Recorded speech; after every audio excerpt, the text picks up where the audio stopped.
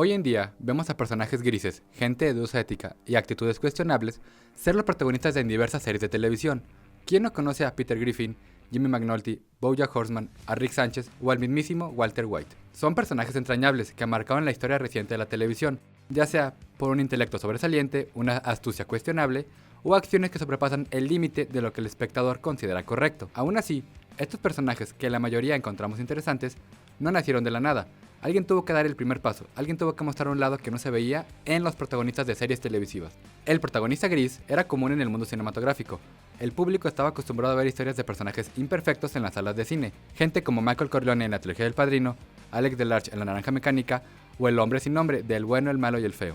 Este tipo de protagonistas eran personajes que la televisión solía evitar. Todo era más simple, el personaje principal era un modelo moral a seguir, se convertían en referentes positivos para la audiencia, eran personajes más perfectos que humanos, y sus conflictos eran sencillos. Alguien cometió un error, este mismo se resolvía gracias a una conclusión moral clara, y al final todos aprendían la lección.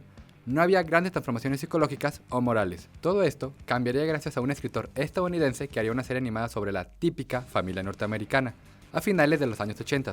Así es, estamos hablando de la familia amarilla más popular de la televisión, Los Simpson, que emitirían su primer episodio el 17 de diciembre de 1989. La serie sería un boom tremendo, algo novedoso en todos los aspectos. No solo destacaría por su buena dirección, por capítulos interesantes dando buenas historias, o por darle un aire fresco al humor que se manejaba en esa época, sino que nos presentaba una familia diferente a lo acostumbrado. No era la familia perfecta, era una visión cruda, real y más humana de la clase trabajadora de los Estados Unidos. Cuando el protagonista era un ejemplo a seguir, Homero se presenta como un padre irresponsable, flojo, alcohólico, impulsivo e incluso egoísta.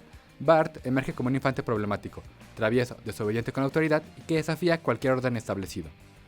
Y así, podemos hablar de todos los personajes de la serie, gente con aire de superioridad, personajes codiciosos que solo piensan en sí mismos, o poderosos que no les importan los demás. Por primera vez, la televisión transmitía en su horario estelar personajes, historias y tramas que no eran aptas para ver con toda la familia. Se mostraban cosas que generaban discusión con la sociedad, hasta tal punto que el entonces presidente de los Estados Unidos, George W. Bush, llegó a mencionar que programas como Los Simpson representaban una mala influencia cultural. Well, let me tell you something. We are going to keep on trying to strengthen the American family to make American families a lot more like the Waltons and a lot less like the Simpsons. Sin embargo, Los Simpson se volvieron un fenómeno sin precedentes, no solo en los Estados Unidos o Latinoamérica, sino a nivel mundial. La gente alababa un producto con la capacidad de demostrar que los protagonistas podían ser imperfectos, egoístas y ridículos, pero aún así profundamente humanos. Una década después, específicamente el 10 de enero de 1999, HBO emitiría el primer capítulo de Los Sopranos. Esta serie dramática, creada por David Chase, se centraría, al igual que en Los Simpson, en el padre de una familia norteamericana. De igual forma, una familia imperfecta y con matices grises en sus personajes. La principal diferencia está en la narrativa. Homero es un trabajador promedio, comete errores, hace cosas malas, pero en el fondo es un buen ser humano y trata de ser la mejor versión de sí mismo. Por su parte, Anthony Soprano lleva esto a otro nivel, uno nunca antes visto. Homero introdujo a un protagonista imperfecto, con acciones que podías cuestionar, pero que al final podías empatizar e identificarte con él.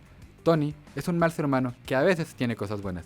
Por primera vez, la televisión nos mostraba a un villano como protagonista de la historia. Nosotros éramos testigos de la vida cotidiana del jefe de la mafia de Nueva Jersey, con todas las cosas malas que eso implica.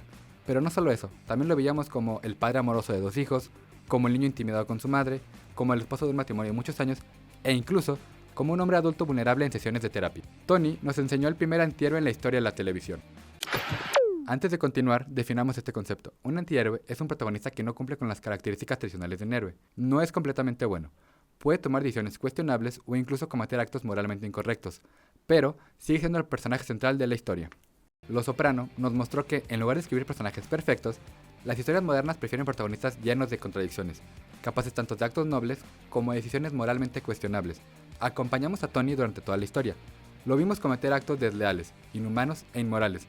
Aún así, queríamos ver más de él y de su mundo.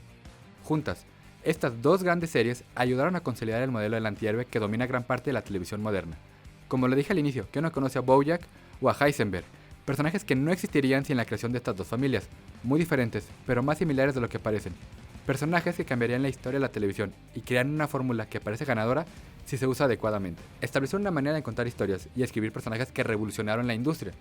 Los Simpson más desde la comedia, parodia y sátira. Y Los Sopranos desde el análisis y profundidad psicológica, desde temas como traumas, depresión y ansiedad, hasta mostrar una crítica social y política desde el punto de vista de un capo de la Cosa Nostra. Por eso mismo, aunque nunca hayas consumido a Los Sopranos o a Los Simpson, si alguna vez viste series como South Park, Mad Men, Futurama, Dexter, entre otras, indirectamente viste algo que ellos hicieron primero. Algo que fue duramente criticado en su momento, con personas creyendo que proyectos así nunca funcionarían en la televisión, y algo que el público desecharía rápidamente. Pero estos shows terminarían convirtiéndose en uno de los cambios más importantes de la historia del medio. Han pasado más de 35 años del estreno de Los Simpson y más de 25 del de Los Sopranos, y siguen siendo referentes absolutos de cómo crear exitosos shows de televisión. Así que, la próxima vez que pienses en la televisión moderna, recuerda que Los Simpson y Los Sopranos cambiaron la forma en la que la televisión construye a sus protagonistas. Dejaron atrás al héroe perfecto y abrieron paso a algo mucho más interesante. Personajes profundamente humanos, llenos de defectos y contradicciones. Porque al final, son precisamente esas imperfecciones las que hacen que los personajes se sientan reales.